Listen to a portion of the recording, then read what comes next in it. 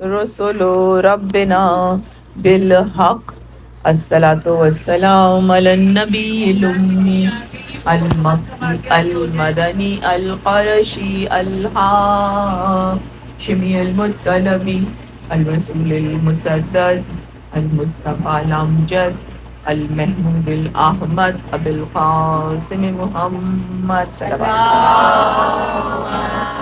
وسلم.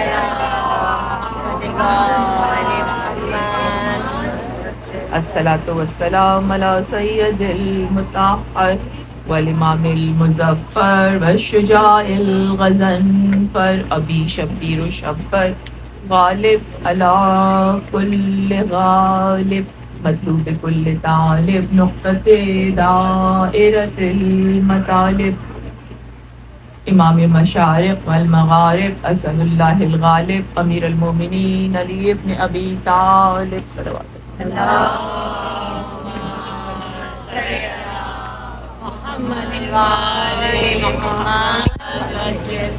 الصلاة والسلام على صاحب دعوة النبوية وصولة الحیدریة والعصمة الفاطمیة والحلم الحسنية والشجاعة الحسينية والعبادة السجادية والمآثر الباقرية والآثار الجعفرية والعلوم الكاظمية والحجج الرضوية والجود التقوية والنقاوة النقوية والهيبة العسكرية والغيبة الإلهية القائم بالحق صلى الله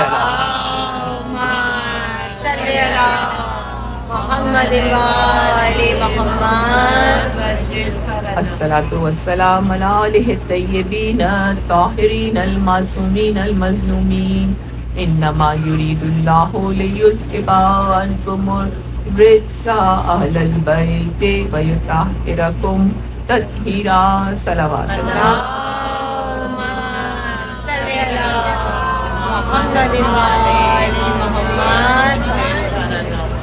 تمام در تعریفیں اپنے پروردگار کے لیے جو احسان اور لطف کرنے والا ہے، جس نے ہمیں اور آپ کو خلق کیا، بامقصد حیات عطا کی، اور یہ زندگی نہ صرف بامقصد ہے بلکہ اس میں ہمیں ہر وہ شے جو سہولت کے لیے، جو کام آنے کے لیے، جو ہماری منزل تک پہنچنے میں سپورٹیو ہو، وہ سب اس نے ہمیں عطا کیا، اور بدلے میں عوض میں اس نے ہم سے صرف اتنا چاہا کہ ہم اپنی زندگی کے مقصد کو سمجھیں اور اس پر عمل کریں.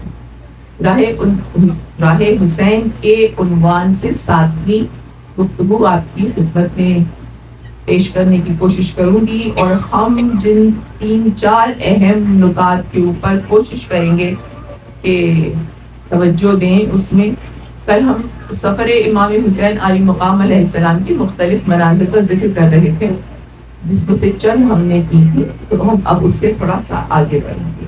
ایک ساتھ میں سارے نام اس لیے نہیں لینا چاہ رہی کہ وہ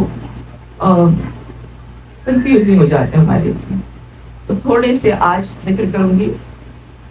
اس کے بعد دوسری چیز میں فہرست شہدائے کربلا آپ کے ساتھ تھوڑی سی شیئر کروں گی، اس لیے کہ ہم اس مجلس کو تھوڑا سا روایتی طریقے سے ہٹا کر اور ہم ہسٹری کو جاننے کی کوشش کر رہے ہیں، فیکٹس کو سمجھنے کی کوشش کر رہے ہیں، اور یہ کوشش صرف اس نیت سے کر رہے ہیں کہ ہم اپنے آپ کو بھی اسی کاروان میں شامل کر سکیں. جب ہمیں نظر آتا ہے کہ یہ ہمارے ہی طرح کے لوگ، ہماری ہی طرح کے ڈفرینٹ واک آف لائف کے لوگ امام کے قریب پہنچے تھے، اپنے اپنے گھر بار، اپنی تمام تر چیزوں کو، اپنی بیوی بچوں کی محبت کو، اپنے اہل خانہ کی ذمہ داریوں کو، سب کو چھوڑ کر حسین کے قافلے میں شامل ہو گئے تھے، اور اس طرح شامل ہو گئے تھے کہ پھر ان کو موت بھی حسین سے جدا نہیں کر سکتی. یہی جذبہ مجھے اور آپ کو اپنے اندر پیدا کرنا، اور جب یہ جذبہ پیدا ہو جائے گا صدقے میں حسین ابن علی کے، تبھی آپ ان کے انتقام کی جو آخری کڑی ہے، یعنی آخری مارکا، جہاں حسین کا نواں فرزند مقابل آئے گا دجال کے، اس کے لیے اپنے آپ کو تیار کر سکے. مجھے اور آپ کو اس غفلت سے نکلنا ہے جس غفلت میں اور آپ ڈوبے ہوئے ہیں، اور بہت اطمینان سے ڈوبے ہوئے، اور دین کے نام پر ہی ڈوبے ہوئے، رسموں و رواجوں کے بیچ میں الجھے ہوئے ہیں، اور نان ایشوز پہ اتنا زیادہ فوکس کرتے ہیں کہ ایشو پتہ نہیں کہاں چلا گیا. تو ہم ایشو کو ڈھونڈ رہے ہیں کہ ایشو کیا ہے. کربلا کو سمجھنا ایشو کیا ہے. طاغوت کے مقابل اپنے آپ کو اسٹرینتھن کرنا، اور وقت کے حسین کو نہ صرف سمجھنا بلکہ اس کے ساتھ کھڑے ہونے کی صلاحیت پیدا کرنا، اور وقت کے یزید کو اور اس کے ہتھیاروں کو آئیڈینٹیفائی کرنا تاکہ اپنے آپ کو اور اپنے آنے والی نسلوں کو بچا سکے. میں بہت لفاظی نہیں کرتی ہوں، سادے سادے لفظوں میں فیکٹس کی بات کرتی ہوں تاکہ سب کی سمجھ میں آ سکے. پھر بھی کوئی سوال ہو تو آپ ضرور مجھ سے دریافت کر سکتے ہیں. آخری منزل ظاہر ہے مسائل کی، اور مسائل میں آج ہم صرف حضرت قاسم کو نہیں دیکھیں گے بلکہ حضرت امام حسن علیہ السلام کے پورے خانوادے کا پرسہ دیں گے ان کو، تاکہ ہمیں سمجھ میں آئے کہ اصل مصائب، اصل مصیبتیں جو صحیح نہ صرف آل محمد نے بلکہ آل محمد کے ہمراہ جو خواتین آ گئی تھیں، جو بالکل عام سی تھیں، عام گھرانوں کی عورتیں، لیکن ایک دفعہ جب انہوں نے امام حسین کا میسج سمجھ لیا تو اس کے بعد 10 سال انہوں نے صرف اس انتظار میں آل محمد کے گھروں میں اپنی زندگیاں وقف کر دی کہ جب کربلا آئے گی تو ہم اپنی قربانی لے کے کربلا میں شامل ہوں. اس وجہ سے ان معزز خواتین کا، جو کہ امام حسن علی مقام علیہ السلام کی ازواج تھیں، بیوائیں تھیں، ان کا ذکر کرنا بہت ضروری ہے. تو اب ہم اپنی گفتگو شروع کرتے ہیں. ہم امام حسین علیہ السلام کی جو منازل ہیں اس کا ذکر کرنے سے پہلے میں آپ کے سامنے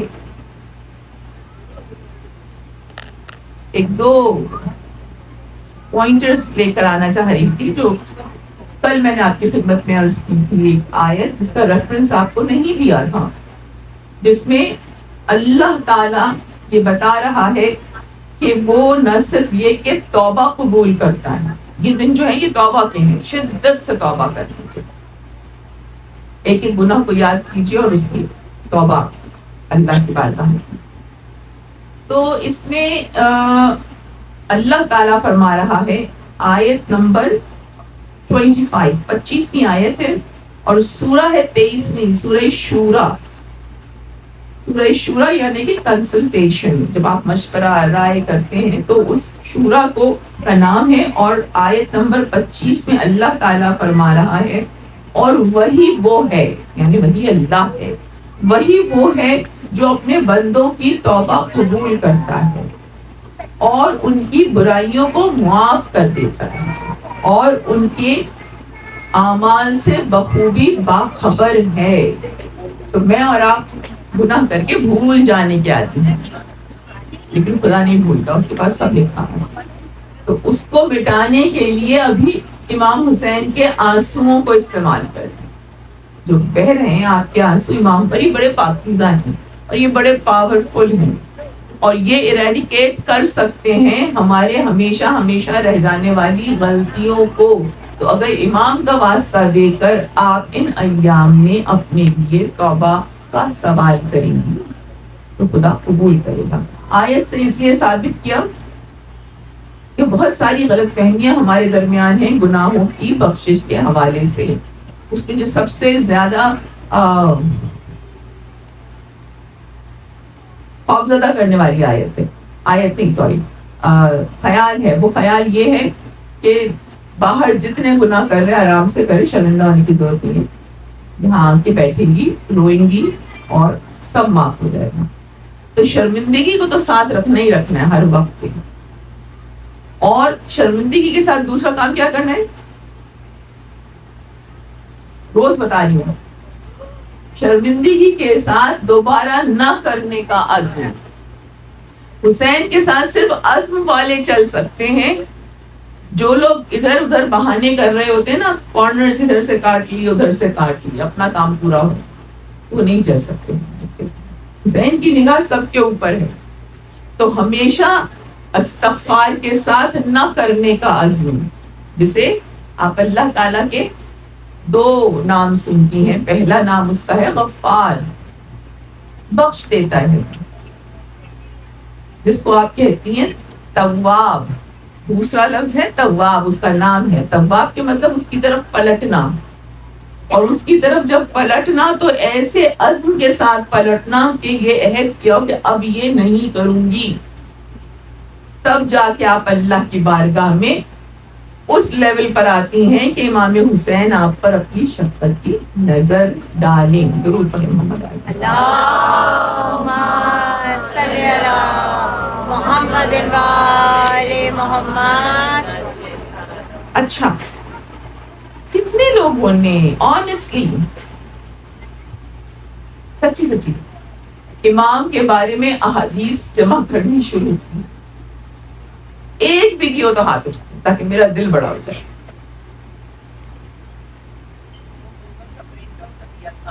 وہ تو پرنٹ دیکھے میرے پاس رکھا ہوا ہے اور میں اس کو روز پڑھ بھی رہی ہوں. لیکن آپ لوگوں نے کیا کیا؟ ڈریے اس وقت سے جب میں آپ سے کہوں کہ ڈائریاں مجھے دیں اور اس پہ کچھ نہ نکلے. ایک دوسرے کی مدد نہیں کر رہی, پارٹنرز نہیں بنی ابھی تک. پارٹنرز بن جائیے جلدی جلدی, اور انٹرنیٹ سے نکالیے وہ تمام تر احادیث جو رسول خدا نے اپنے فرزند کا تعارف کرانے کے لیے کہی. پہلے ہی دن انہوں نے فیصلہ نے یہ لا کے دیا تھا جس میں 40 احادیثیں ہیں. تو اگر ان کو مل سکتی ہیں تو آپ کو بھی مل سکتی ہیں نا. تو آپ لوگ احادیث ڈھونڈیں کون سی جس میں امام حسین کے بارے میں رسول اللہ نے کچھ کہا. ایک چیپٹر یہ ہے. دوسرا چیپٹر کیا ہے, وہ احادیث تلاش کریں. 40 تو میں آپ سے کہتی ہوں, آپ 10 ہی کر لیجیے. 2 کرنے کے اوپر 2 حدیث آپ نے ڈھونڈی, سمجھی, عمل کیا اور شیئر. 4 اسٹیپس ہیں, ڈھونڈی, سمجھی, عمل کیا اور شیئر کیا. شیئرنگ میں تو ہم سب ایکسپرٹ ہیں, پوسٹ کھولی نہیں کہ شیئر کر لیتے ہیں, ہے نا. تو اب تو کوئی مسئلہ بھی نہیں آپ کے ساتھ شیئر کرنے کا. اگر آپ نے 2 ایسے کی تو خود سرکار کہتے ہیں کہ وہ شخص میرے ساتھ جنت میں ہوگا. تو میں آپ سے فالتو میں کوئی کام نہیں کروا رہی ہوں, آپ کا ہی فائدہ ہے. اگر آپ نے 2 حدیثیں یاد کر لی امام حسین کے متعلق تو آپ نبی کے ساتھ ہوگی نا, مجھے دوائی نہیں گی اس پر. دوسرا ٹاپک کیا ہے؟ دوسرا ٹاپک بہت سنجیدگی سے, فرش ازا کے بارے میں آپ کے اماموں نے کیا کہا. یہ آپ آ رہی ہیں مجلس میں اور ہر جگہ جا رہی ہیں, جہاں کا آپ سن رہی ہیں آپ پہنچ رہی ہیں. تو کیوں پہنچ رہی ہیں وہاں؟ آپ کو کیا بینیفٹ ہوگا آپ کو پتا ہونا چاہیے. آپ کو معلوم ہے کہ جب آپ یہاں پر آتی ہیں, جیسے ہی آپ یہاں پر پیر رکھتی ہیں نا فرش ازا پر, ویسے ہی آپ کتنی روشن خود ہو جاتی ہیں, کتنی منور خود ہو جاتی ہیں, اس لیے کہ آپ ایسے فرش پر پاؤں رکھ دیتی ہیں جو آسمان کی مخلوق کو اس طرح سے چمکتا ہوا نظر آتا ہے جیسے مجھے اور آپ کو ستارے چمکتے ہوئے نظر آتے ہیں. یا پھر چھٹے امام کہہ رہے کہ جب فرش ازا بچ جاتا ہے تو وہ جگہ اتنی روشن ہو جاتی ہے کہ جنت کی حوریں اسے جھانک جھانک کے دیکھتی ہیں, اور فرشتے اس کو اسی طرح دیکھتے ہیں جیسے انسان آسمان پہ ستاروں کو دیکھتے ہیں. تو آپ سوچیے جب آپ اتنے پاکیزہ فرش پر آ گئی تو آپ خود کتنا چمک رہی ہیں. اور اس جھلمل کے لیے ہم کیا فیشن نہیں کرتے ہیں, چپل بھی بھڑکیلی اور ہیئر پن بھی بھڑکیلی اور یہ بھی بھڑکیلا, سب دیکھیے ستارے ڈال کے آتے ہیں نا تاکہ ہم نظر آئیں. تو جو ستارے اس فرش پہ آ کے خود بہت ٹک رہے ہیں آپ کے اوپر, امام حسین کی چاہت کے یا آپ کے چھٹے امام کہہ رہے. تو جب آپ یہ ساری حدیثیں لکھیں گی نا, جس میں آپ لکھیں گی کہ امام صادق نے یہ کہا مجلس کے لیے, اور آپ کے 8ویں امام نے یہ کہا, اور آپ کے پہلے امام نے یہ کہا, اور بی بی فاطمہ نے یہ کہا, آپ سوچئے آپ کو کتنا زیادہ اچھا بھی لگے گا, پلس یہ کہ وہ حدیثیں آپ آگے بڑھا سکتی ہیں. تو دوسرا آپ کا اسائنمنٹ یہ ہو گیا. اور تیسرا کیا ہے؟ تیسرا آپ کو وہ لیسن لکھتے جانا ہے جو آپ اس انہی مجلس میں سے لے رہے ہیں، اور ہر ایک کے لیسنز الگ ہیں، کوئی کچھ سمجھتا ہے کوئی کچھ سمجھتا ہے. اس لیے کہ امام حسین نے بڑی سمجھداری کے ساتھ اپنے میسج کو اس طرح سے آرٹیکولیٹ کیا تھا کہ ہر فکر، ہر مذہب، ہر ملت، ہر ایج کا، ہر ذہنی سطح کا فرد اس سے اپنے فائدے کی بات لے گا. تو جب آپ یہ آپس میں ڈسکس کرتی ہیں کہ مجلس میں نے یہ چیز سیکھی، یہ چیز سیکھی، یہ چیز سیکھی، تو تھوڑی دیر بعد آپ کو یہ لگتا ہے کہ میں نے تو سب کچھ مجلس سے سیکھا ہے.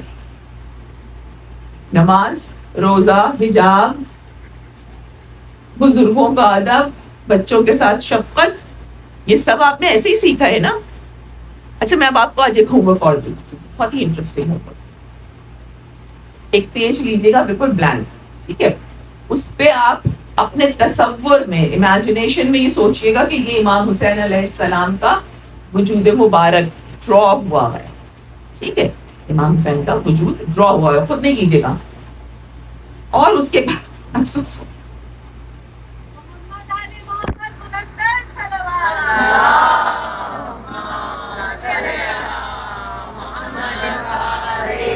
اگر میرا حافظہ اچھا ہوتا تو اتنی کاپیاں نہ اٹھانی پڑتی مجھے، لیکن میں کوئی چیز کوتاہی کے ساتھ نہیں پریزنٹ کرنا چاہتی ہوں. کوشش کرتی ہوں کہ بالکل صحیح الفاظ پہنچے. تو آپ نے امام کا سراپا یہاں پہ امیجن کر لیا، ٹھیک ہے؟ اب آپ اپنا ایک پین لیجیے اور اپنے دماغ میں امام حسین کو دیکھنا شروع کیجیے. دیکھیے ذرا سا آنکھ بند کیجیے اور دیکھیے آپ کو امام حسین میں کیا خوبی نظر آ رہی ہے. رحم دلی، تو آپ نے یہاں لکھ دیا رحم دلی، ٹھیک ہے؟ آپ کو کیا نظر آیا امام میں؟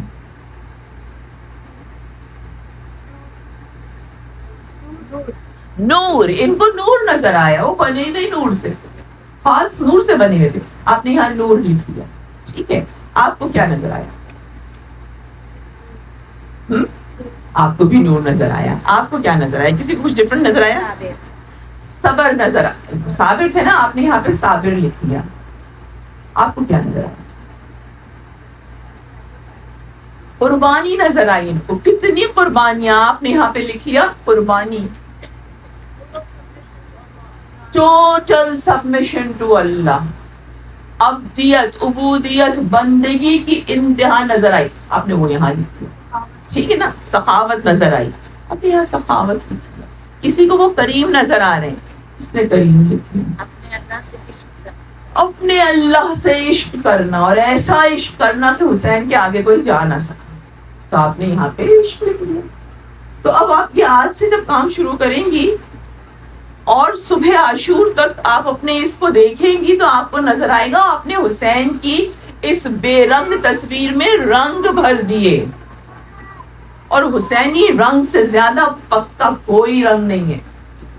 جب یہ سارے سراپے میں آپ نے بھر دیا نا، شب عاشور، صبح عاشور، تو آپ اپنی آنکھ بند کر کے دعا مانگیے گا کہ اے حسین، جو دیکھا بہت کم دیکھا، جو آپ ہیں وہ تو میں سمجھ ہی نہیں سکتی ہوں، لیکن میں آپ کو دیکھنا چاہتی ہوں. کیا آپ میرے گناہگار آنکھوں میں آئیں گے مولا؟ امام نظر آئیں گے. آج نظر نہیں آئیں گے تو کل نظر آ جائیں گے، کل نظر نہیں آئیں گے. دیکھنے کی کوشش تو کریں ان کو، اس لیے کہ ان کو دیکھیں گی تو ان جیسی بنے گی. اور یہ سارا سفر جذبات سے ہٹ کے حقیقت کے رنگ میں ہو رہا ہے، اس لیے کہ آپ تلاش کر رہی ہیں حسین نے یہ سفر کیسے کیا تھا، حسین کیا کیا کر رہے تھے، حسین کس طریقے سے لوگوں کو اوپر لے کر آ رہے تھے. سب کے سب گناہ میں گھرے ہوئے تھے، لیکن جب ایک دفعہ شریعت محمدی پر ڈٹ گئے اور یہ عزم کر لیا کہ جسم کے ٹکڑے ٹکڑے کر کے اڑا دیے جائیں. آپ وہ ڈائلاگز پڑھیں، وہ ڈسکورس سنیں جو کہ امام کے ساتھی ان کے ساتھ کر رہے تھے، تو آپ کو نظر آئے گا اطمینان کی اس منزل پہ تھے وہ. اس عاشور کے دن فوج کے سامنے دو صحابی کھڑے ہوئے تھے اور ایک نے دوسرے سے مذاق کیا. سید القرا تھے وہ، یعنی وہ باقاعدہ قرات سکھاتے تھے، اور انہوں نے جب اپنے دوست سے مذاق کیا حبیب ابن مظاہر سے، تو حبیب ابن مظاہر نے کہا یہ وقت ہے مذاق کرنے کا. تو اس پہ پلٹ کے انہوں نے کہا انہوں نے کہا کہ تم نے مجھے کبھی زندگی میں مذاق کرتے دیکھا ہے؟ نہیں. انہوں نے کہا میں کیا کروں، میرے دل کو اتنا اطمینان ہے اس کا، اور مجھے وہ سامنے جنت نظر آ رہی ہے، اب میں خوش نہ ہوں تو کیا کروں. آپ نے دیکھا دشمن کی آنکھ میں آنکھ ڈال کے ہنسنے کا حوصلہ حسین ابن علی نے دیا. ایک دوسرے کا خیال رکھنا، حسین کی اتباع کرنا، حسین کی وصیت کرنا، سارے کام کیا ہو رہے تھے؟ یہی تو ہو رہے تھے نا سارے کام، کہ حسین کے عشق میں سر سے پاؤں تک ڈوبے ہوئے تھے حسین نے. اور یہ بننے کا موقع آپ کو امام حسین نے ایک بار پھر زندگی دے دی آپ کو، آپ زندہ ہیں، کچھ پتہ ہے کہ اگلے برس رہیں گے نہیں رہیں گے، تو بس اس کو میکسیمائز کریں. یہ سال جو ہے اس میں آپ نے امام حسین سے عشق کی اس انتہا کو چھونا ہے کہ اگر مر بھی جائے تو پرواہ نہیں. کیوں؟ جو حسین کے عشق میں مرتا ہے وہ شہید ہوتا ہے، اور جو حسین کے عشق میں مرتا ہے وہ امام مہدی کا جب ظہور ہوگا وہ اٹھے گا، رجعت ہوگی آپ کی. میں رجعت کو زیادہ ڈیٹیل میں بیان نہیں کر سکتی، یہاں پہ زندگی رہی تو کبھی آپ کے سامنے، ورنہ آپ کو ہر ذاکر کچھ نہ کچھ بتا رہا ہوتا ہے. یہ رجعت کیا ہے؟ رجعت مردہ کا زندہ ہونا ہے. اور آپ زیارت عالیہ یاسین کا ترجمہ اردو میں پڑھ لیا، آپ کو سب سمجھ میں آ جائے گا، جہاں پر آپ کہتی ہیں یہ بھی حجت، یہ بھی حجت، یہ بھی حجت، ان کی بھی رجعت ہوگی، ان کی بھی رجعت ہوگی، ان کی بھی رجعت ہوگی. اور پھر آپ جس امام سے محبت کر رہی ہیں، عشق کر رہی ہیں، آپ اس کی رجعت میں دوبارہ آئیں گی. اور جو سب سے اچھی نیوز، جہاں پہ میں یہ موضوع ختم کر دوں، کہ سب سے پہلی رجعت امام حسین علی مقام، جس وقت امام مہدی کی شہادت واقع ہوگی تو اس وقت پھر امام حسین دوبارہ آئیں گے، اور پھر وہ اپنے فرزند کو غسل و کفن، جنازہ، نماز، تدفین سب کریں گے، اور اس کے بعد ان کی حکومت پوری دنیا پر قائم ہو جائے گی، عالمی حکومت، حسینی حکومت، کہ جس کا نعرہ کربلا میں بلند ہوا تھا لیکن انکمپلیٹ رہ گیا تھا، وہ مکمل ہوگا. اور سب سے طویل، سب سے لمبی حجت بھی امام حسین کی ہوگی، 80,000 سال. اتنی تھکی ہوئی پہ تو خوب کبھی بھی رجعت نہیں ہونے والی ہے.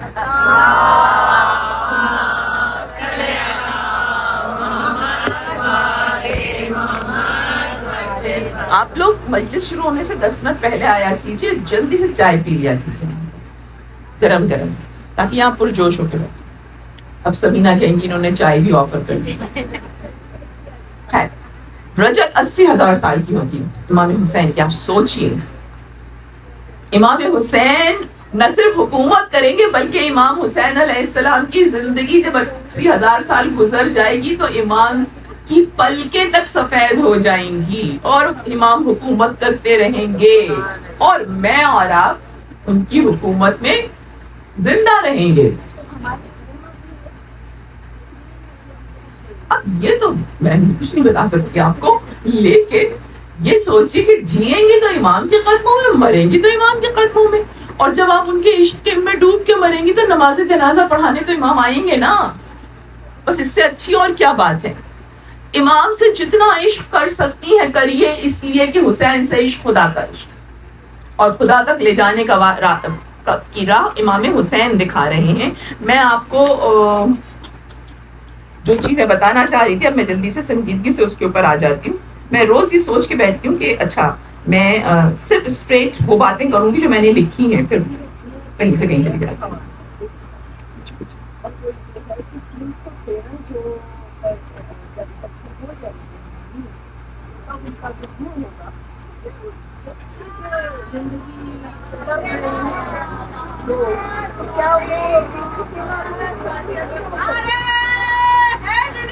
یا علی یا علی یا علی امام زمانہ بلند سے بلندر صلوات اللہم صلی علی محمد. انہوں نے ایک سوال کیا، وہ میں دہرا دیتی ہوں تاکہ مائک کے بغیر کر رہی تھی. یہ کہہ رہی ہیں کہ 313 افراد جب مکمل ہو جائیں گے تو امام کا انشاءاللہ ظہور ہوگا. ان کا اتنا معصومانہ سوال ہے, میں کیا کہوں. یہ کہہ رہی ہے کہ کیا ابھی تک 313 مکمل نہیں ہوئے.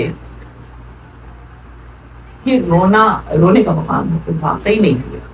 وہ 313 لوگ کہ جو امام کے لشکر کے کمانڈرز ہوں گے وہ ابھی تک مکمل نہیں ہوئے, جبکہ اس میں پچھلے بہت لوگ ہیں. اس میں اصحاب کہف بھی ہیں, اس میں حضرت مالک اشتر بھی ہیں, اس میں بہت بہت سارے, پوری فہرست ہے, سب کے نام دیے تھے.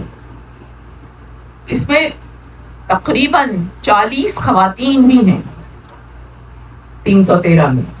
یہ ساری فہرست ہے موجود, لیکن ابھی مکمل نہیں. تو جو فیوچر میں آنے والے ہیں, جو اب کے زمانے کے آنے والے, وہ نہیں آ پا رہے ہیں. اور اس میں پھر سارا بلیم کہاں چلا جاتا ہے؟ ماں پر, کہ وہ تربیت نہیں کر پا رہی ایسے لوگوں کی جو امام کے لیے اپنی جان کی بازی لگا دیں. ایسے متقی نہیں بنا پا رہے ہم کہ وہ متقی امام زمانہ کے سامنے اپنی جان دینے کے لیے کھڑے ہو جائیں.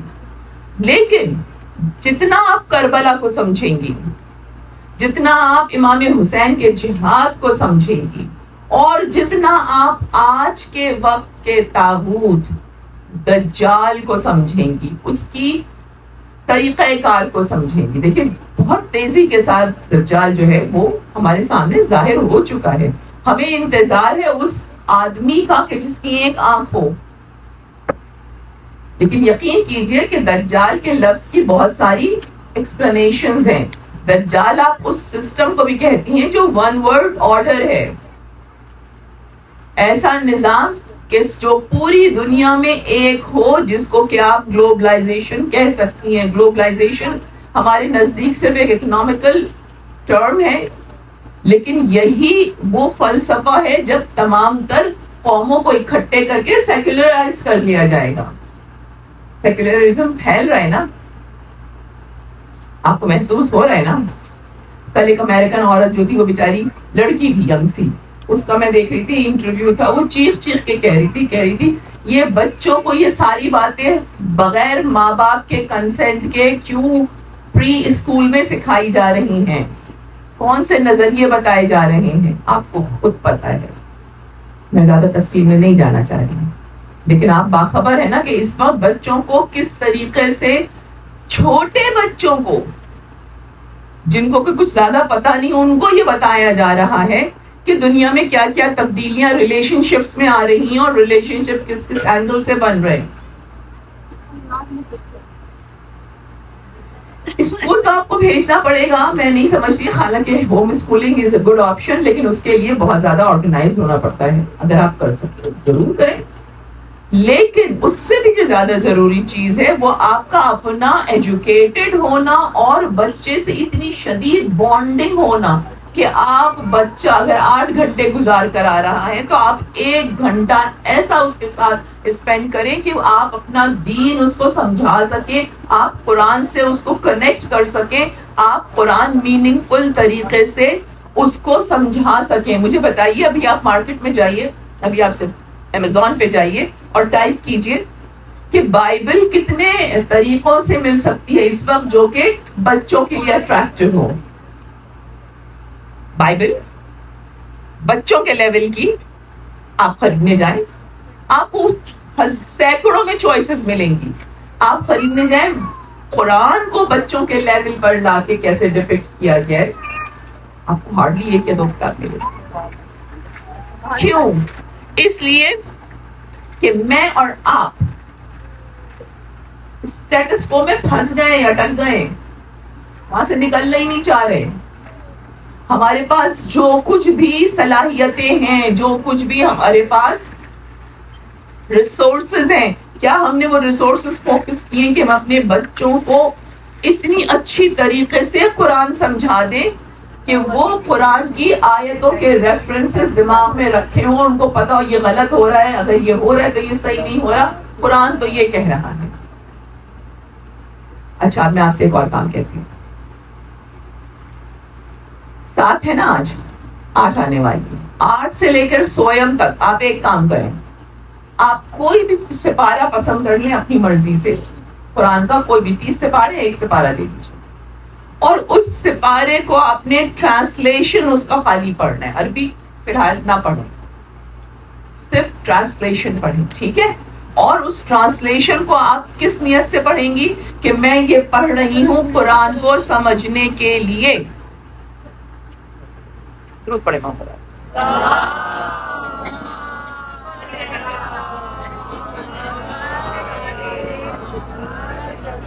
بارے دیگر سلمان. اللہم صلی علی محمد و آل محمد. سمجھنے کے لیے پڑھنا چاہیے ہمیں، نہ کہ صرف پڑھنے کے لیے. ہاں تو اب یہ بات تو سمجھ میں آ جائے تو کیا بات ہے. دیکھیے ہم لوگ نا ریچولس میں پھنسے ہوئے ہیں. یہ رسم ہونی ضروری ہے، چاہے اس رسم کے لیے ہم کسی شریعت کا خون کرتے ہیں، کوئی مسئلہ نہیں ہے. آپ میری بات سمجھ رہی ہیں؟ مقصد پہ نظر رکھیں، حاصل کیا کرنا ہے. کوئی رسم اگر آگے پیچھے ہو جائے، اول تو وقت سے پہلے کر لیں اس کو، اور اگر نہیں کر پا رہی تو تھوڑی دیر کے لیے رک جائیں. مقصد حاصل کیا کیا. یہ جو میں آپ سے بچوں والی ایکسرسائز کراتی ہوں، آپ ہنستی ہوں گی نا کہ باہر جا کے ایک دفعہ دوہراؤ کہ آج کیا سیکھا. میں مذاق نہیں کر رہی ہوں آپ سے، یہ میں آپ کو ٹرو ایکسرسائز دے رہی ہوں کہ آپ ہر رسم کو یہ دیکھیں کہ اس رسم سے میں نے کیا حاصل کیا. کیا مجھے اس پہ $100 خرچ کرنے تھے تو وہ میں نے کر لیے، چلو بھائی شاباش. بیوی کو $100 نہیں چاہیے، بیوی کو میری آگے آنے والی نسلوں کو اسلام پر چلتے ہوئے دیکھنا ہے. کیا میں یہ کر پا رہی ہوں؟ میرا بچہ، میرا پوتا پوتی، میرا بھتیجا، میرے پاس سینٹر میں ملنے والا بچہ، کیا یہ حسین کو سمجھ رہا ہے؟ آپ کا مقصد صرف مقصد حسین کو سمجھنا اور سمجھانا ہے. تو آپ یہ سپارہ لیں گی، اس کا ترجمہ پڑھیں گی، اور پھر اس ترجمے میں سے آپ 3 چیزیں نکالیں گی. کون کون سی آیت کا نمبر ہے جو توحید پر جاتا ہے. آپ کو توحید ڈھونڈنی ہے کہ توحید کس کس آیت سے مل رہی ہے. How are you going to reach to oneness of Allah subhanahu wa ta'ala. ٹھیک ہے. پھر دوسری چیز آپ رکھ سکتی ہیں کہ مجھے اس میں رسول کو کیا میسج خدا دے رہے ہیں. وہ میسج رسول کو نہیں دیا جا رہا تھا. رسول واز اے پرفیکٹ بینگ، اور رسول کو سنا کر ہمیں دیا جا رہا تھا. اگر رسول سے کہا جا رہا ہے نماز پڑھو تو رسول تو نماز پڑھ ہی رہے نا، لیکن یہ رسول کی امت کو پابند کیا جا رہا ہے کہ سنت رسول کو فالو کرو. اور تیسری چیز اس سپارے میں آپ ڈھونڈیے گا کہ آپ کو حق اور سچ کی بات کہاں نظر آ رہی ہے. اور بس 3 زیادہ نہیں، صرف 3 آیتیں نکال کے، نمبرز نکال کے ان کا ترجمہ لے لیجیے گا. جب تک آپ قرآن کو نہیں سمجھیں گے آپ حسین کو نہیں سمجھیں گے. اگر قرآن اہم نہ ہوتا تو حسین کبھی بھی نیزے کے اوپر سے قرآن نہیں پڑھتے. حسین نے قرآن پڑھ کر دکھایا ہے. یہ ہمیں امام حسین کو نہیں ہدیہ کرنا، یہ ہمیں اپنے کو ہدیہ کرنا ہے. حسین کے وسیلے سے ہمیں میسج سمجھنا ہے. ہم قرآن کو سمجھتے ہی نہیں، بالکل نیچے شیلو لیول پر ہے. کب وقت آئے گا پڑھنے کا کہ جب ہم پڑھیں گے اس کو اور سمجھیں گے. سویم تک آپ نے ایک سپارہ ختم کرنا ہے. ٹھیک ہے، ضرور پڑھی محمد علی.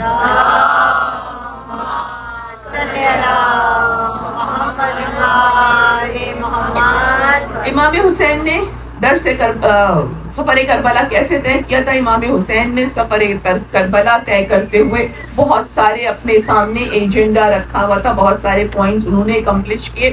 اس میں سب سے پہلا پوائنٹ، یہ میں آپ علماء کی بات لے کر آ رہی ہوں جنہوں نے بڑی تحقیق کر کے اس کو لکھا ہے، وہ کہتے ہیں سب سے پہلے انہوں نے دین کو دوبارہ زندہ کیا. دین کو زندہ کیا. آپ یہ لکھیں اور پھر یہ دیکھیے گا کہ آپ کو کیا سمجھ میں آ رہا ہے. دین کیسے زندہ ہوگا؟ آپ دین کو کیسے زندہ کر سکتی ہیں اپنی لائف میں؟ اگر آپ سمجھتی ہیں کہ آپ مجلسوں میں جا کے دین کو زندہ کریے، لکھیں کہ میں مجلسوں میں جا کر دین کو دوبارہ سمجھنے کی، اس کو نئی زندگی دینے کی کوشش کروں گی. دین کو آپ کیسے زندہ کر سکتی ہیں کہ آپ دین میں اپنے سرکار کو ڈھونڈ رہی ہیں، ان کی سنتوں کو ڈھونڈ رہی ہیں، ان کی پریکٹسز کو دیکھ رہی ہیں. اور آپ لکھیے گا کہ مجھے سنت رسول کو سمجھنا ہے. تو پھر جب آپ فارغ ہو جائیں گی نا مجلسوں سے، تو بیٹھ کے پورا سال آپ نے کوشش کرنی ہے کہ جو میرا لیول آج ہے دین کو سمجھنے کا، میں اگلے سال اس سے بہتر ہوں. ٹھیک ہے نا؟ آپ کو دین اور کس طرح سے زندہ ہوتا ہوا نظر آ رہا ہے؟ آپ کو اپنا اخلاق درست کر کے نظر آ رہا ہے، آپ بولی کہ آپ کو توبہ کر کے نظر آ رہا ہے، آپ توبہ، یہ آپ کا اپنا پرسنل ہے کہ آپ نے کس طرح دین کو زندہ کرنا ہے. تو حسین کا جو پہلا پوائنٹ تھا ایجنڈے میں وہ دین کو زندہ کرنا.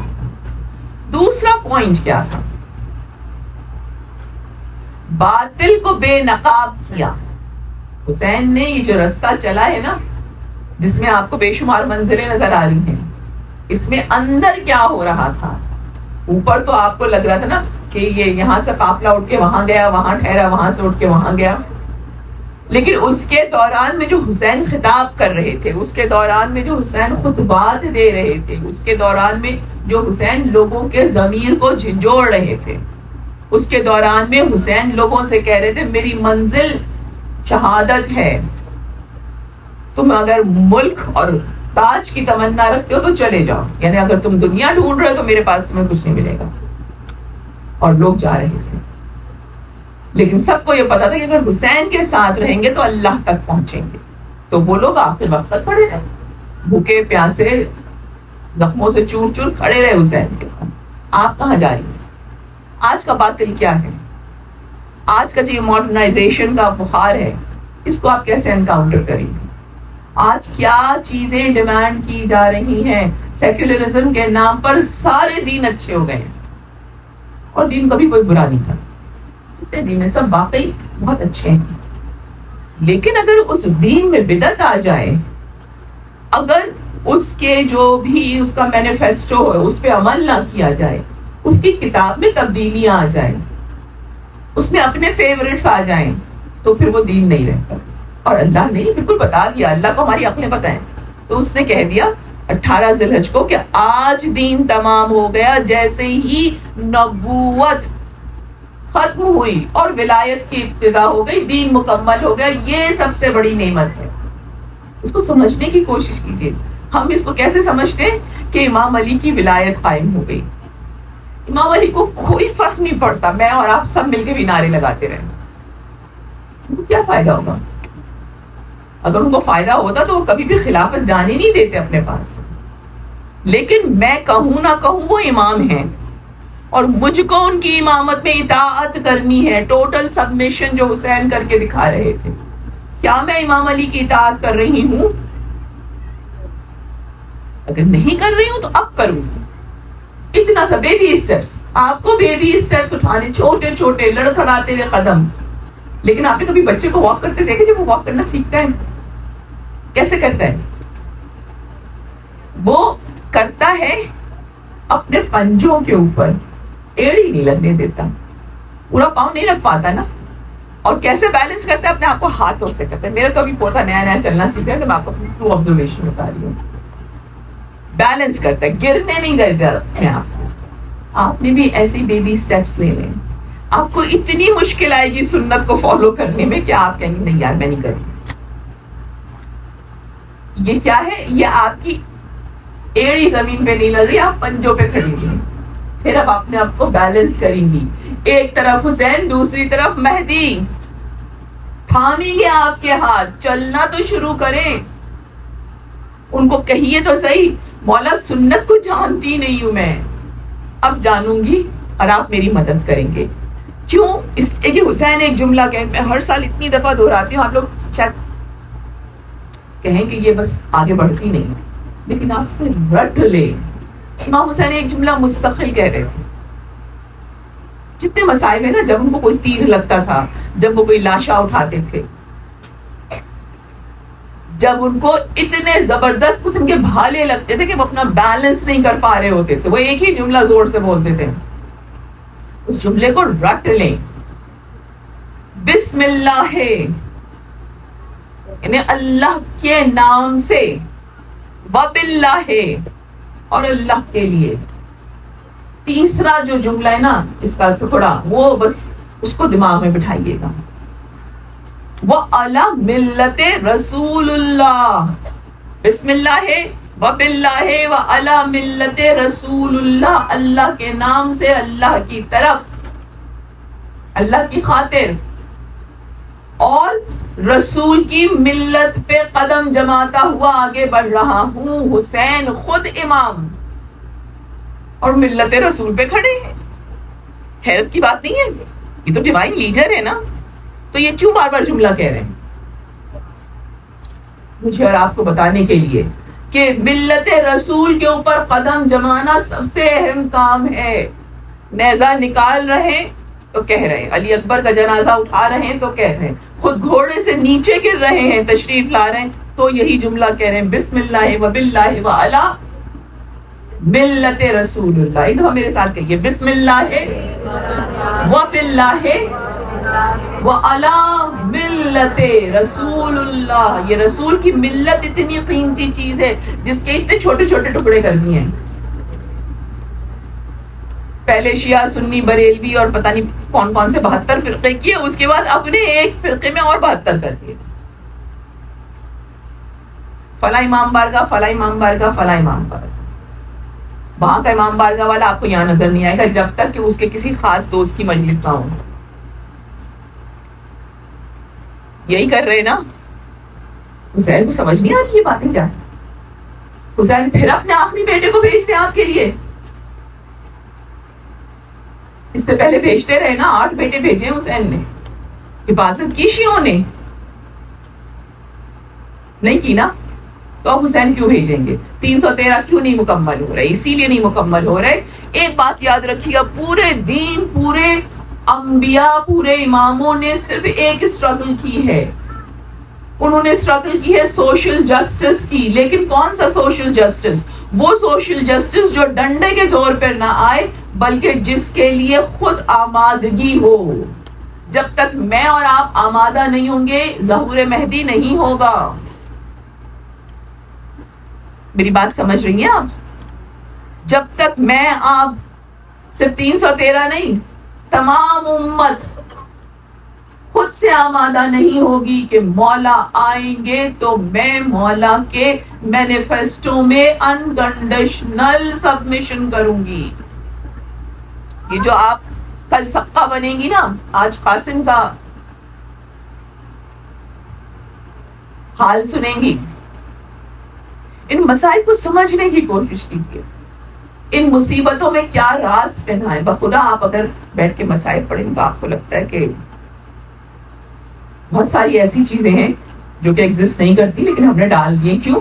اس لیے ڈال دی کہ ذاکرین جب یہ محسوس کرتے ہیں کہ سامنے والا رو نہیں رہا تو پھر وہ تھوڑا سا کلچرل ٹچ دے دیتے ہیں، پھر وہ تھوڑا سا اس کو تھوڑا سا ٹویک کر دیتے ہیں اور لوگ رونے لگتے ہیں. جیسی نئی روایت سنتے ہیں سب رونے لگتے ہیں، ہے نا؟ اس کی ضرورت ہی کیوں پیش آ رہی ہے؟ حضرت قاسم کے مسائل کو کیا سے کیا بنا دیا گیا ہے. مہندی اٹھائی جاتی ہے. میں نے خود اپنی آنکھوں سے کراچی کے امام بارگاہوں میں دیکھا کہ مہندی اٹھتی ہے اور اس کے بعد پھر وہ مہندی بیٹھ کے ہاتھوں میں لگائی جاتی ہے. 8 تاریخ کی رات کو، جو سب سے قیامت کی رات تھی، جس وقت اہل بیت کے جوان پانی لینے گئے تھے اور جان دے کر آئے تھے. اس دن کیوں مہندی لگائی جاتی؟ ان سے پوچھا بھائی کیوں مہندی لگا رہی ہوں اس وقت؟ جی ہماری منت ہے اگلے سال شادی ہو جائے.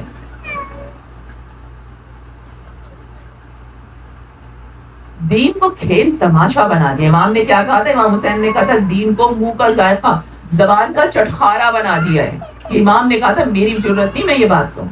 تو آپ کو اپنی ماتمداری، اپنی سوگواری دیکھنی ہے بہت غور سے کہ کیا میں اس کو زبان کے چٹخارے کے لیے کر رہی ہوں، کیا میں اس لیے کر رہی ہوں کہ یہ ریچول ہونا ضروری ہے. اگر میں نے یہ منت اس طرح سے نہیں بڑھائی، اگر میں نے پراٹھے پہ مولی اور پودینہ نہیں رکھا، حاضری نہیں ہوگی. آپ مجھے بتائیں کتنوں کو پتا ہے کہ حاضری کیسے شروع ہوئی تھی؟ ہمارے یہاں بچوں کو پتا ہے حاضری ہوگی تو اس میں سوجی کا حلوہ بنے گا.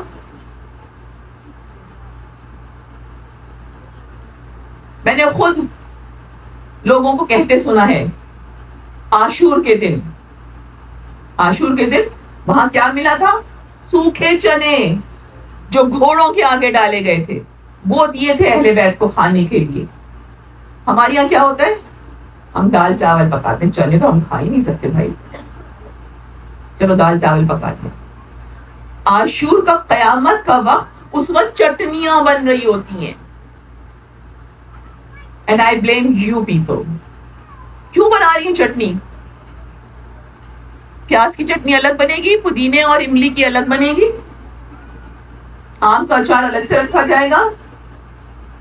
اور جب دسترخوان پہ نظر ہو رہی ہوگی تو کسی کے ذہن میں آل محمد نہیں ہوں گے، ان کی بھوک اور پیاس نہیں ہوگی. کوئی یہ بیٹھ کے دعا نہیں مانگے گا کہ ہم کو ان کے ساتھ رکھنا. سب یہ دیکھ رہے ہوں گے یار وہ فریج میں اگر کل کی بریانی رکھی ہے تو لے آؤ ذرا. کتنے سطحی ہیں ہم لوگ. اس رونے پیٹنے کا فائدہ ہی نہیں ہے. اگر آپ حسین تک نہیں پہنچ رہی ہیں، اگر آپ حسین جیسی نہیں بن رہی ہیں، اگر آپ اپنی اولاد کو یہ تربیت نہیں دے رہی ہیں کہ حسین کے ساتھ کھڑے ہونے کے لیے بھوکا بھی رہنا، پیاسا بھی رہنا.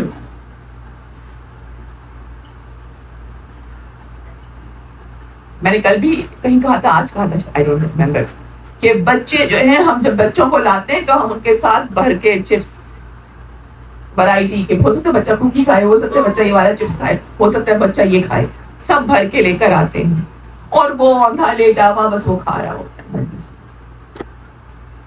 آپ کیا فاقے میں شیر خوار بچے کو دودھ نہیں پلانے دیا جاتا؟ کیوں؟ علی اصغر پیاس آتا.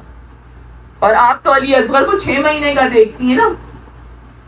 اگر آپ مسائل پڑھیں تو آپ کو مسائل میں یہ بھی نظر آتا ہے کہ امام حسین کا ایک بچہ 1 دن کا تھا، اسی دن پیدا ہوا تھا، 24 گھنٹے کا بھی نہیں تھا، جس کو عبداللہ رضی کے نام سے. اور اس وقت اتنی گھمسان کی جنگ ہو رہی تھی کہ امام خیمے کے اندر بھی نہیں آ سکتے تھے. تو امام نے کہا بچے کو بھیجو، کم از کم میں دیکھ تو لوں. کنیز بچے کو لے کر آئی، امام بوسہ لے رہے تھے، اس کا پیار کر رہے تھے، ان کا بچہ تھا نا، بیٹا تھا اپنا. اور وہاں سے حرملہ ظالم نے تیر چلایا اور وہ بچہ امام کے ہاتھ پہ ختم ہو گیا. علی اصغر کو تو لے کر گئے تھے نا. یہ بچہ دروازے پہ عبداللہ رضی، رے زوئے یہ این، شیر خوار بچہ. تو کتنا ظلم ہو رہا تھا حسین کے اوپر. کیا میں اور آپ تصور کرتے ہیں؟ یہ بار بار آ رہا ہے، بار بار سال آ رہا ہے جوڑنے کے. اٹھو میرے مہدی کے ساتھ کھڑے ہو جاؤ، سال بھر کا عیش تمہیں مبارک ہے، ایک دن تم میرے حسین کے ساتھ کھڑے ہو جاؤ. کیا تربیت دے رہی ہیں آپ؟ اسکول بھیجیں، لیکن وہ حسینی سرشت آپ اپنے بچے میں خود پیدا کریں گی. تبھی تو امام نے کہا اپنی ماں کو دعا دو، اپنی ماں کی خوش کرداری کی تعریف کرو، شکر کرو تمہاری ماں نے ایک کردار کی. تو یہ رول تو آپ نے پلے کرنا ہے، حسین کو سمجھنا ہے اور سمجھانا ہے اور اپنے بچوں کو مہدی تک پہنچانا ہے. امام حسین نے یہی کیا تھا. یہ میں آپ کو تیسرا پیغام دے دوں، آپ کہیں گے بہت نصیحتیں کرتی ہیں، لیکن میں خود آپ جیسی ہوں. میں خود کوشش کر رہی ہوتی ہوں اور کچھ نہیں کر پاتی، اس لیے کہ شیطان آپ کے پاس زیادہ آتا ہے، وہ آپ کو زیادہ بہکاتا ہے. عزیزوں اب میں اس کے آگے جا نہیں سکتی، میں صرف اب آپ کو اسٹریٹ امام حسن کی اولادوں کا بتا دیتی ہوں. آج میں نے آپ کو صرف 2 لیسنز بتائے ہیں، باقی میں انشاءاللہ کل زندگی رہی تو بتاؤں گی آپ کو. ہم امام حسن پر آ جاتے ہیں. یہ جو امام حضرت فاصل کے مسائل بیان کیے جاتے ہیں، سوچیں، خود سوچیں. ایک 13 سال کی بچی کی شادی ایک 18-19 سال کی لڑکی سے کر دی. کیا 18-19 سال کی لڑکی آل محمد میں بغیر شادی کے ہو سکتی تھی؟ اس زمانے میں جلدی شادیاں ہو جاتی تھی. تاریخ بھری ہوئی ہے، تاریخ بھری ہوئی ہے کہ وہ شہزادی فاطمہ کبریٰ امام حسن کے سب سے بڑے بیٹے سے بیاہ چکی تھی. حسن مثنی ان کا نام تھا. یاد رکھیے جو آپ لوگوں کے پاس دن آتے ہیں نا کہ آج کے دن یہ کرنا ہے، آج کے دن یہ کرنا ہے، یہ ہم گنہگاروں کی مجبوری اس لیے کہ ہم ایک دن میں 72 کو رو نہیں سکتے ہیں، ہمارے تو کلیجے ہی پھٹ جائیں. تو آل محمد تھے جنہوں نے اتنے لاشیں اٹھا لیے. اور پھر بھی استقامت کے ساتھ کھڑے رہے. ہم نے دن دے دیے ایک ایک دن. تو 7ویں کا دن قاسم کے نام نہیں ہے، 7ویں کا دن امام حسن کے بیٹوں کے نام جنہوں نے قربانیاں دی تھیں. اور ابھی میں آپ کو قاسم کے مسائل بتاؤں گی تو آپ کو لگے گا کہ یہ مہدی اور یہ جو وصیت، ایک اور روایت ہم لوگ پڑھتے ہیں کہ وہ امام حسن نے ایک وصیت لکھ کے دی تھی قاسم کو، اور وہ اس وقت آخری وقت پہ کھولی گئی. وصیت واجبات کی کبھی نہیں ہوتی. جہاد واجب ہے. یہ اور بات تھی کہ قاسم پہ واجب نہیں تھا، قاسم 13 سال کے تھے. قاسم کے لیے لکھا ہے کہ یہ عورتوں کی محمل میں بیٹھ کے انہوں نے کربلا تک کا سفر کیا تھا. تو جو اتنا چھوٹا بچہ ہو کہ جو عورتوں کے ساتھ سفر کر رہا ہو، اس کا کیا نکاح کیا جائے گا؟ اچھا پھر ایک اور دلیل بھی دی جاتی. میں یہ دلیلیں کیوں دہرا رہی ہوں؟ I just want you to get educated on this issue. اس لیے یہ ایشو بہت تکلیف دہ ایشو ہے. حضرت قاسم کے پاس وہ وصیت نہیں تھی جو کہ ہم نے امیجن کی ہے. حضرت قاسم کو مولا اجازت نہیں دے رہے تھے، یہ فیکٹ ہے. اور وہ شب عاشور سے بے چین تھے. کیا میرا نام محضر نامہ شہادت پر ہے؟ پوچھ رہے تھے نا. شب عاشور جب چراغ گل ہوا تھا تو انہوں نے پوچھا تھا امو جان میرا نام لکھا ہے؟ اور امام کو اتنے چھوٹے بچے کا سمجھ ہی نہیں آیا کہ کیا جواب دے. تو امام کہتے ہیں موت کیا ہے، کیسی ہے تمہارے نزدیک؟ اور بچے کا جواب اس کی ذہنی لیول، مینٹل لیول کو بتاتا ہے. بچوں کو میٹھی چیز پسند ہوتی ہے نا، کہتے ہیں شہد سے زیادہ میٹھا. موت اس کے لیے شہد سے زیادہ. آپ کو لگ رہا ہے کہ کتنا چھوٹا سا بچہ تھا کیا جواب دے رہا ہے. تو امام نے پھر یہ نہیں کہا کہ تمہارا نام لکھا ہے. آپ امام کے اوپر جو پریشر تھا اس کو دیکھیں کہ امام کہتے ہیں سب شہید ہوں گے حتیٰ کہ علی اصغر بھی. تو بچے کا ریاکشن کیا تھا؟ اس نے کیا کہا؟ کیا یہ فوج خیموں میں آ جائے گی؟ اور امام ہاں نہیں کہہ سکتے تھے. ہر مقام پہ سچ بولتے تھے. یہاں مصلحت سے کام لیا. کہا وہ ہمارے ہاتھوں پر جائیں گے. امام یہ نہیں کہہ سکے کہ ہاں آئے گی یہ فوج خیموں میں، تمہاری ماں کے سر سے، تمہاری پھوپھیوں کے سر سے، یہ نیزوں کے ذریعے چادریں چھینے گی. امام نے کہا نہیں. امام نے کہا وہ ہمارے ہاتھوں پہ جائیں گے تاکہ بچے کو تسلی ہو جائے. یہ بچہ امام اس لیے نہیں اجازت دے رہے تھے کہ ایک تو کم سن تھا، دوسرا امام حسن کے 4 بیٹے پہلے شہید ہو چکے تھے. اب قاسم کو امام نہیں، امام کیسے اپنے بھائی کی نسل کو ختم کر دیں؟ اس لیے اجازت نہیں دے رہے تھے. 6 بیٹے واقعی کربلا میں موجود تھے امام حسن کے. ٹوٹل 7 بیٹے ہیں. یہاں کے اوپر جو شریک ہوئے ہیں کربلا میں ان کا میں بتاتی ہوں. حسن مصنع سب سے بڑے تھے، 22 سال کے تھے. یہ امام حسین کے داماد تھے اور یہ تھے شوہر فاطمہ کبریٰ. یہ جنگ میں گئے تھے. بہت امام حسن کے بیٹوں کی ایک بڑی آؤٹ اسٹینڈنگ خصوصیت آپ کو ملے گی مصائب میں، بے حد حسین تھے، بے حد خوبصورت تھے. حسن کے معنی کیا ہوتے ہیں؟ حسن کامل. اب حسن کے بیٹے حسین نہ ہوں گے تو کس کے ہوں گے؟ بہت خوبصورت تھے. قاسم کے لیے جو قاتل نے لفظ لکھا ہے نا، روایت لکھی ہے، اس نے کہا کہ جب قاسم آیا ہے سامنے گھوڑے دوڑاتا ہوا تو اس کے سینے پہ زرہ نہیں تھی. جو کور ہوتا ہے نا لوہے کا، وہ نہیں تھا. اور اس کا گریبان پھٹا ہوا تھا اور اس کا سینہ دمک رہا تھا. یہ حمید ابن مسلم لکھ رہا ہے. سینہ اس کا کھلا ہوا تھا، سینہ ایسا چمک رہا تھا کہ میرے منہ سے نکلا واللہ یہ تو چاند نکل آیا ہے بدلی سے. اور حمید کہتے ہیں میں نے اپنے سینے پہ ہاتھ مار کر کہا اس کی ماں نے کیسے بھیج دیا اس کو.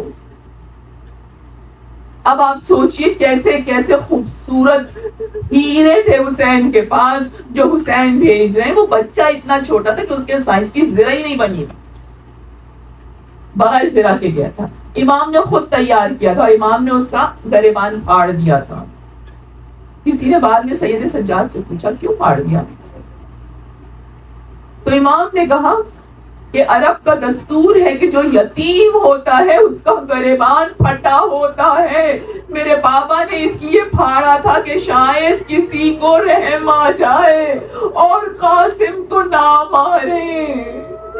کیسے سنگ دل تھے عزیزو. امام حسن کے پہلے بیٹے حسن مصنع گئے تھے, بڑی شاندار جنگ کی تھی, بہت لمبے چوڑے تھے, بہت خوبصورت تھے, لیکن 19 زخم لگے تھے. تاریخ یہ لکھتی ہے کہ ایک زخم ایسا تھا کہ آدمی ختم ہو جائے. حسن مصنع کو 19 زخم لگے, گھوڑے سے بے ہوش ہو کر گر گئے, لیکن شہید نہیں ہوئے. حضرت عباس ان کو اٹھا کر لے آئے اور ان کو لا کر لٹا دیا خیموں میں. چونکہ شہید نہیں تھے تو گنج شہیدہ میں نہیں لٹایا گیا تھا. کہاں لٹایا گیا تھا؟ جہاں ماں بیٹھی تھی, جہاں بیوی بیٹھی تھی, جہاں پھوپھیاں بیٹھی تھی. اب میرا آپ کا ایک سوال ہے کامن سینس کا, جب کوئی زخمی ہوتا ہے تو وہ کیا مانگتا ہے بے ہوشی میں؟ پانی مانگ رہا تھا نا. اب آپ اس ماں کو پرسہ دیجئے جس کا بیٹا زخم بہ رہے ہیں, خون بہ رہا ہے, اور وہ بار بار بے ہوشی میں پانی مانگ رہا ہے. نہ بیوی دے سکتی ہے, نہ ماں دے سکتی ہے, نہ پھوپھیاں دے سکتی ہیں. اب اس سے بڑا ظلم سنیے, میں اور آپ مسائل جانتے ہی نہیں ہیں. اس سے بڑا ظلم سنیے, جب شام غریبہ میں خیمے جلے تھے نا, تو ایک زینب تھی, بار بار اندر آتی تھی, بار بار باہر جاتی تھی. کیوں؟ اس لیے کہ سید سجاد اندر بے ہوش پڑے تھے, ان کو اٹھا کے لانا تھا. تو سید سجاد کو تو اٹھا کے لانا ہے, لیکن حسن مصنع بھی تو اتنے ہی عزیز تھے نا. اور آپ نے سنی ہے روایت میں بہت لمبے چوڑے تھے. ارے زینب نے کیسے اٹھایا ہوگا؟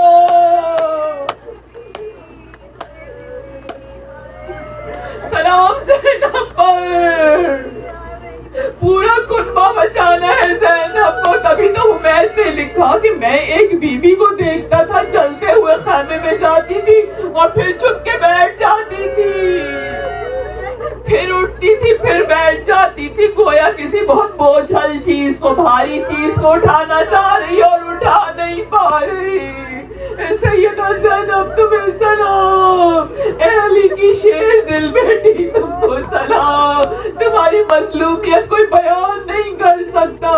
یہ حسن مصنع 11 تاریخ کو زندہ تھے. ان کا ایک رشتے کا ماموں تھا اسماء بن خارجہ فرازی, وہ ان کو لے کر ان کی جان کی امان لے کر گیا تھا. 1 سال تک یہ کوفہ میں ان کا علاج ہوا, اور اس کے بعد یہ واپس آئے 97 ہجرہ میں. عبد الملک نے ان کو زہر دیا, عبد الملک نے, اور پھر اس کے بعد ان کی شہادت ہوئی ہے. تو یہ پہلے بیٹے تھے. اس کے بعد دوسرے بیٹے کون سے تھے؟ ان کا نام تھا احمد ابن حسن. اب ان کے لیے خاص طور سے لکھا ہوا ہے مقتل میں کہ یہ 16 برس کے تھے اور بے انتہا حسین تھے, بہت خوبصورت تھے, حسین و وجیح تھے.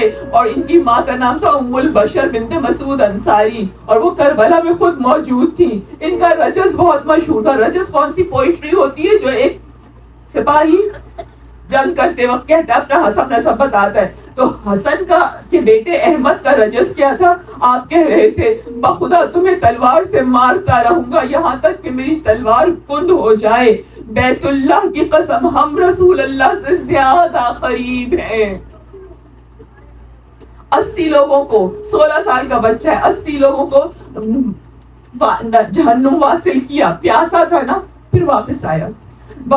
اور یہ وہ سوال ہے جس نے سب سے پہلے آ کے امام حسین سے پانی کا سوال کیا تھا, چچا ایک گھونٹ پانی مل جائے, آپ کا ایک دشمن نہیں چھوڑوں گا. مجھے نہیں پتا اس یتیم بھتیجے کو کس طرح حسین نے پیاسا پلٹایا. پھر یہ گئے, پھر جنگ کرتے رہے, اور تاریخ کہتی ہے کہ انہوں نے 50 لوگوں کو جہنم واصل کیا. پھر حسین کے پاس آئے, اب کی بار پانی نہیں مانگا, لیکن حسین کے گھٹنے پکڑ کر کھڑے رہے. غیرت مند تھا نا شہزادہ, اب دوبارہ کیا چچا کو مجبور کرتا پانی پلائے, لیکن چچا کے گھٹنے پکڑ کے ہانپتا رہا تھوڑی دیر. حسین نے سر پر ہاتھ پھیرا, پھر یہ شہزادہ واپس چلا گیا. تیسری دفعہ جب حملہ کیا تو 60 لوگوں کو جہنم واصل کیا. کل 140 لوگوں کو اس 16 سال کے شہزادے نے جہنم میں بھیجا ہے. اور آخر میں شہادت کیسے ہوئی؟ اتنے لوگ قتل کیے تھے, تھک گئے تھے نا, پیاسے تھے بہت زیادہ.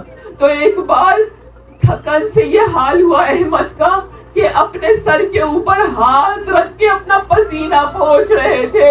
ایک تیر آیا اور ہاتھ سر میں بے بس ہو گیا. تاریخ کہتی ہے بچے نے دوسرے ہاتھ سے تیر کھینچنے کی کوشش کی, مگر ایسے میں ایک تیر ایسا آیا جو گلے میں لگ گیا. شہزادہ زمین پر گر گیا. امام حسن امام حسین یہ سب دیکھ رہے تھے نا, تبھی قاسم کو اجازت نہیں مل رہی تھی. اور اس کے بعد پھر تیسرا بیٹا کون سا تھا حسین کا, حسن کا؟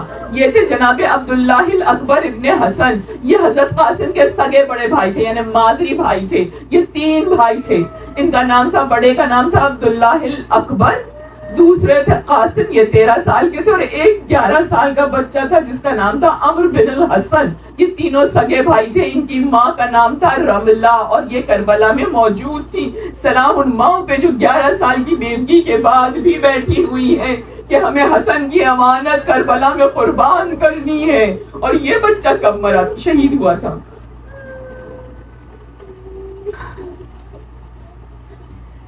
بہرحال میں حضرت قاسم پر آتی ہوں. حضرت قاسم 13 سال کے تھے, اجازت مانگ رہے ہیں. 3 بیٹے شہید ہو چکے ہیں, اب اجازت نہیں مل رہی. تو اب پتہ ہے حسن نے قاسم نے کیا کرنا شروع کیا؟ تاریخ لکھ رہی ہے, میں دیکھیں ایگزیکٹ لفظ لکھ کر لائی ہوں. تاریخ کہتی ہے کہ حسین تو گھوڑے پہ بیٹھے تھے نا, قاسم چھوٹے تھے, نیچے کھڑے ہوئے تھے. تو کبھی پاؤں کو چومتے ہیں, کبھی رکاب کو پکڑتے ہیں. حسین اپنا پاؤں ہٹاتے, دوسری طرف سے آگے پکڑتے اور کہتے چچا اجازت دے دیجیے, چچا اجازت دے دیے. چچا کس طرح سے اجازت دے, اپنے بھائی کے گلشن کو کیسے ختم کر لے. بہرحال اندر سے آواز آئی. فضا نے کہا بیوہ حسن آپ سے بات کرنا چاہتی ہے. امام نے بات نہیں کی. امام نے کہا اچھا تبرکات لاؤ, میں حسن کو کے بیٹے کو تیار کرتا ہوں. علی اکبر اور قاسم 2 کو امام حسین نے خود سوارا تھا. اس طریقے سے سر کے اوپر خود نہیں تھا, اس طریقے سے امامہ باندھا کہ دونوں طرف کفن کی طرح تحت الحنک نکل آیا. اس کے بعد گریبان چھین دیا, کیوں؟ تاکہ یتیم لگے. اب اس کے بعد اب آپ یہاں پہ دیکھیے جو اسٹریٹجیز, جنگی اسٹریٹجیز ہیں. حضرت عباس گھوڑا لے کر آتے ہیں, اور حضرت عباس جس گھوڑے کو لاتے ہیں وہ بڑا اونچا تھا گھوڑا, اور وہ گھوڑا تھا خود حضرت عباس کا. اس کا نام تھا میمون, بہت ٹال گھوڑا تھا, اور اس کا رنگ سبز تھا, اس لیے اس کو میمون کہا جاتا ہے. اور رسول اللہ اس پہ سواری کر چکے تھے. وہ گھوڑا لائے, بٹھانا چاہتے ہیں قاسم کو. قاسم نہیں بیٹھ سکتے, چھوٹے سے بچے تھے نا. تو حضرت عباس نے خود اٹھا کے ان کو بٹھایا میمون کے اوپر, اور اس کے بعد اب بچہ ایڑ لگا کے چلا. کربلا کی تیاری برسوں سے ہو رہی تھی. باقاعدہ بنی ہاشم کا اکھاڑا تھا جس میں روز سپاہیوں کی تربیت عباس کرتے تھے. عباس نے ایک خاص گر تھا جو کسی کو نہیں سکھایا تھا, صرف قاسم کو سکھایا تھا. اور سب شہزادے سوچتے تھے کہ یہ چیز ہم کو کیوں نہیں پریکٹس کرائی جا رہی. لیکن عباس تو ظاہر ہے جانتے تھے فیوچر میں کیا ہونے والا ہے, لہٰذا اس میمون پر بٹھا کر قاسم کو پریکٹس کرائی جاتی تھی. اور وہ حربہ کیا تھا, وہ ٹیکنیک کیا تھی؟ وہ ٹیکنیک یہ تھی کہ جب عباس کا مخصوص اشارہ ہو تو قاسم تلوار کو دونوں ہاتھوں سے تھامیں گے. ایک ہاتھ سے تھامتے نا, ایک ہاتھ سے رکاب, دونوں ہاتھوں سے تلوار کو تھامیں گے اور تلوار کو اپنے سر سے اونچا کریں گے. جب اونچا کریں گے تو اس وقت اپنے گھٹنوں کو خاص طور سے میمون کی گردن پہ پریس کریں گے. اور گھوڑے کو یہ سکھایا گیا تھا کہ گھوڑا اس اشارے کے ساتھ پوری قوت سے اچھلے گا. اب جب ارزق شامی کے 4 بچوں کو, 4 پہلوانوں کو جہنم واصل کر چکے, قاسم تو یہ بچہ یہ آیا, اس کا باپ ارزق بہت نامی گرامی پہلوان تھا.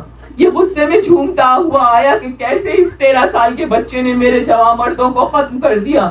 بہت لمبا چوڑا تھا. جب وہ سامنے آیا قاسم نے پلٹ کے عباس کو دیکھا، عباس نے وہ مخصوص اشارہ کیا، بچے نے ہاتھ سے رکابیں چھوڑی، دونوں ہاتھوں سے اس کو پکڑا، تلوار کو سر سے اونچا کیا، میمون اچھلا، اور پھر قاسم نے ارزق کے سر کو اس طرح سے مارا کہ وہ دو پارا ہو گیا۔ جس طرح سے علی دادا جنگ کرتے تھے اسی طریقے سے قاسم نے وار دکھایا۔ اب یہ قاسم کی اتنی بڑی اکمپلشمنٹ تھی، اتنی بڑی کامیابی تھی، خوشی سے پیچھے مڑ کے چچا کو دیکھ رہا تھا، چچا دادی شجاعت دے رہے تھے۔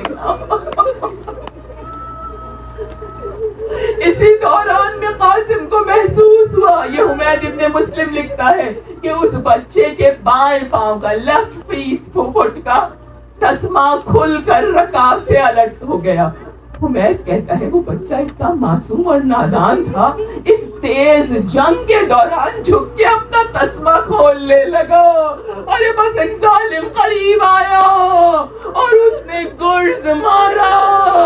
گرز آپ کو پتہ ہے 1.25 من لوہے کا ہوتا ہے جس کے کنارے پر اسپائکس ہوتے ہیں۔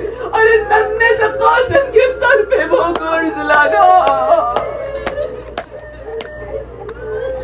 بچہ نیچے گرا۔ اب نیچے گر گیا تو گر جاتا، لیکن اس کا پاؤں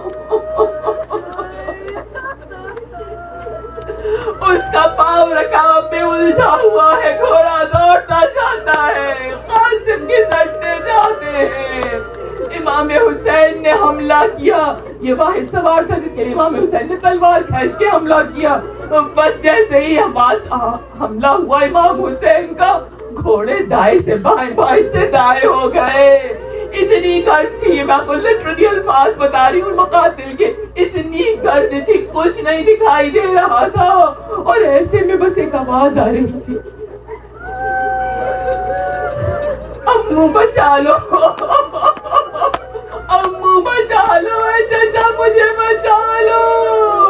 امام کا مرثیہ پڑھیے، مقتل میں لکھا ہے جب گرد بیٹھ گئی، اکبر و عباس ٹکڑے چن رہے ہیں زخمی بدن کے، اور حسین سرانے کھڑے ہوئے ہیں قاسم کے اور کہتے ہیں مرثیہ پڑھ رہے کہ اے میری جان، اے چچا کی جان، چچا پہ بڑی شاق ہے یہ مصیبت کہ تو آواز دے اور ہم مدد نہ کر سکے۔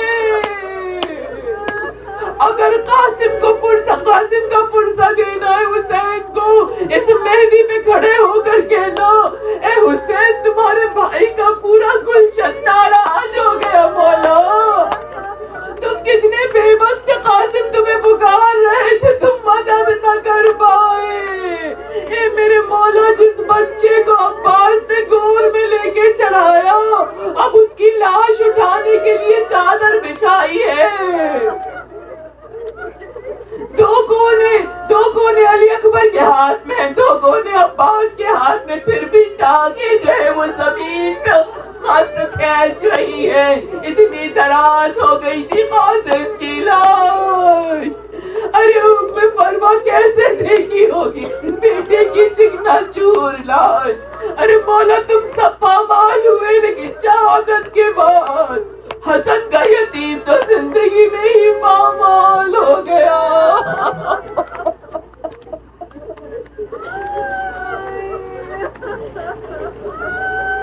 امام حسین ہمارا پرسہ قبول کیجیے۔